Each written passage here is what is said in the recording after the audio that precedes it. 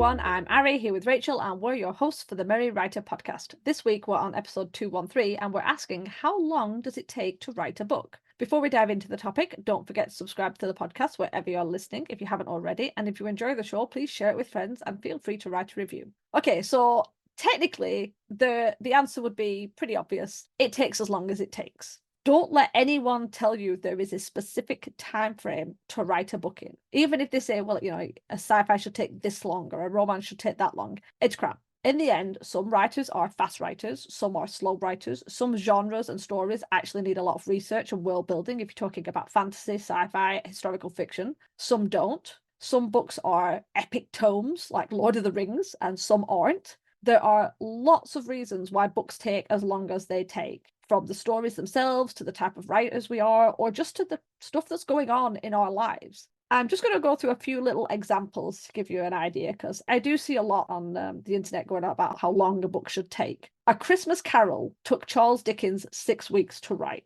Gone with the Wind took Margaret Mitchell 10 years to write. Gone Girl took Gillian Flynn 3 years to write. And Lord of the Rings took J.R.R. Tolkien 16 years to write. Okay, so it does take as long as it takes. But while the answer may be obvious, I wanted to discuss this because honestly, in the last 5 years, I have seen an increase in kind of toxic behavior in the writing community where people are shamed for not finishing their manuscripts in record time, especially since there seems to be a big push at the moment for rapid release where people are bringing out books a month or books 3 or 4 books a year. And if you're not one of those people, if you can't finish a book in a year, if you can't finish a book 3 books in a year or finish a book in 5 years, suddenly you're not a good writer. And I don't like that attitude. And I think that's especially bad for anyone coming into the writing industry, or hell, even if you've been in it a while, you don't need to hear you're not doing a good job because it's taken you a long time. So that's why I chose this as a topic. Yeah, I agree with that because I have been writing for a long time. And I feel like back in the day when I first joined it and I first started writing, people were very encouraging. And now it's kind of gotten to the point where everybody just wants to make a fast dollar. So I agree with that.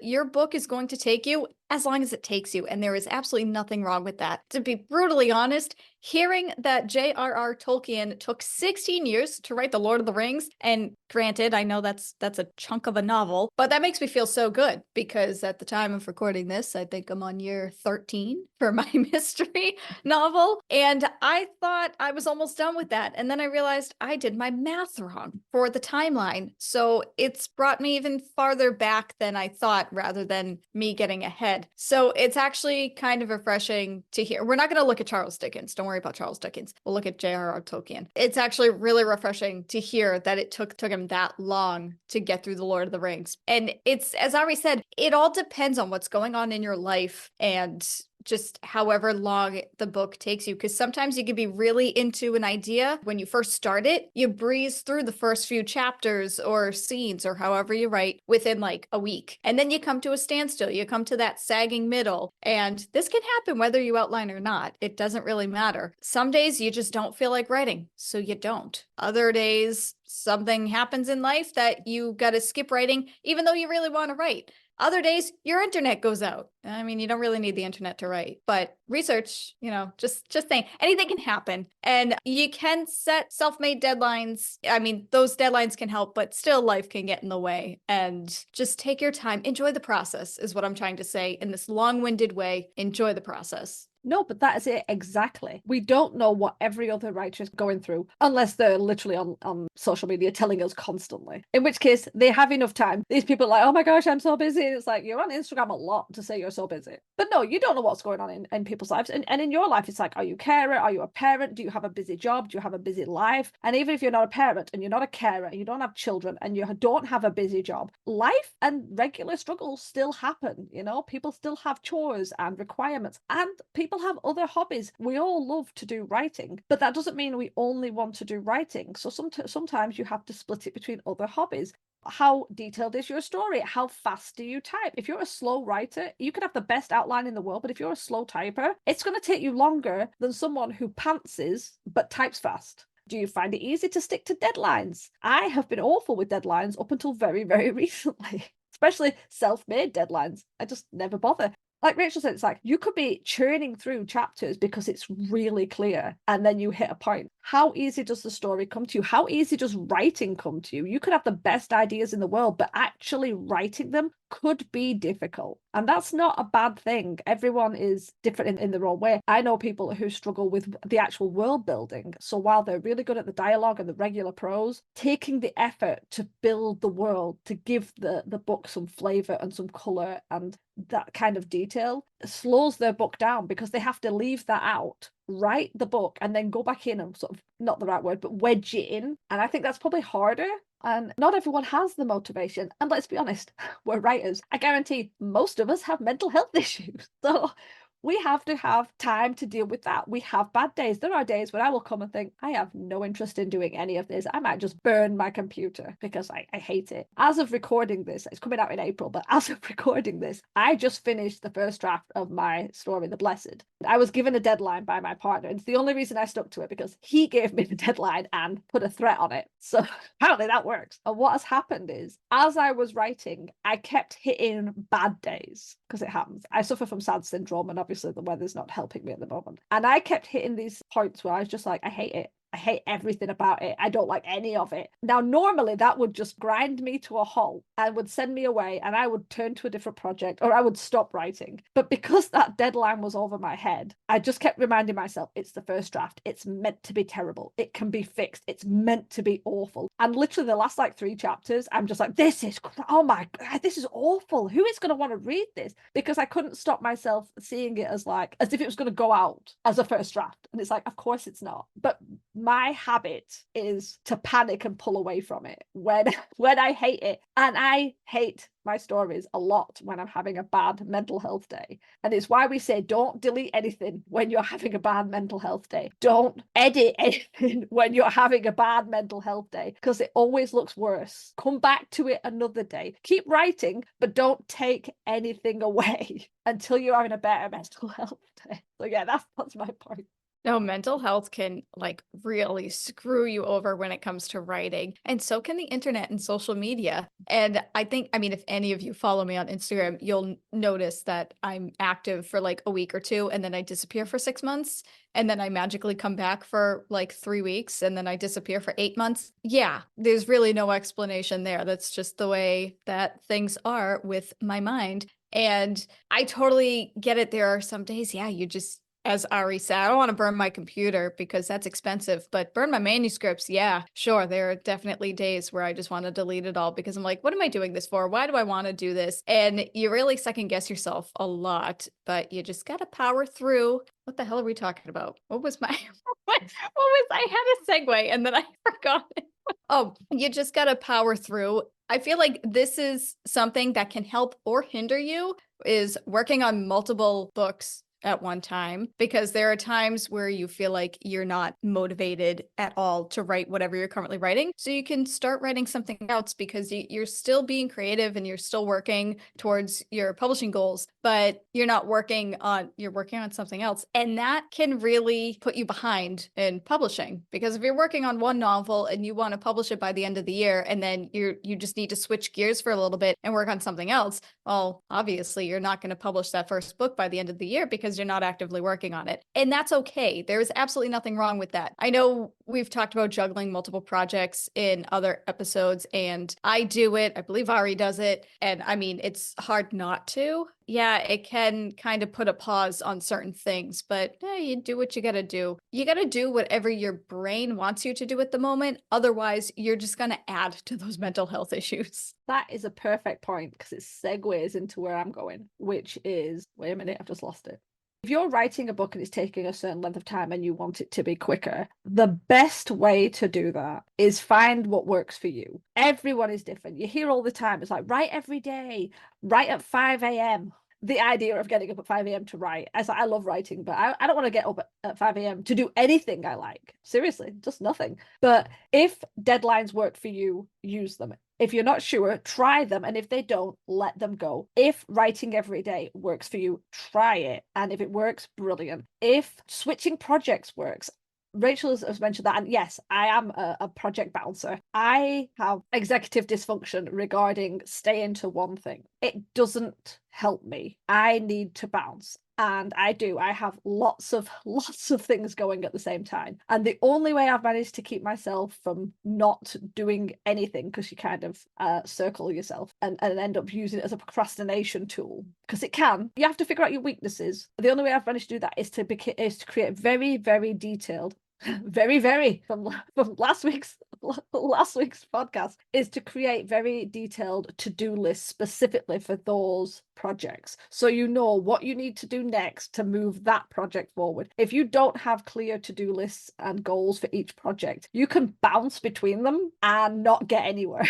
Because I've done that. So in the end, to write your story quicker, to stay on target, you have to find out what works for you. Don't just take the advice online. I appreciate we're technically an advice podcast and an experience, this is what our experience is, but try things. Try daily writing. Try getting up at 5 a.m. I'm not doing that. I don't care if it would actually help. I'm not doing that. But you never know, it might be that your thing. Try sticking to one project. Try writing multiple projects. Try writing with an outline. If you don't know, try it and then let it go. Don't just assume because somebody else you follow on Instagram or whatever, or 7 or 8 people, they all say we write with an outline and it works for them, doesn't mean it's going to work for you. So don't tangle yourself up trying to follow somebody else's process, because they wrote their novel in 6 weeks. So you'll write your novel in 6 weeks. It's like, it doesn't work like that. It really doesn't. Your brain, your system, your motivation, your distraction points, they're all different and you have to figure them out. And it'll change over time as well. I mean, depending on what's going on in your life and, the older you get, things will change. So even when you do find something that works for you, sometimes that might only work for a couple of months. And then you need to switch gears and try something else. Because I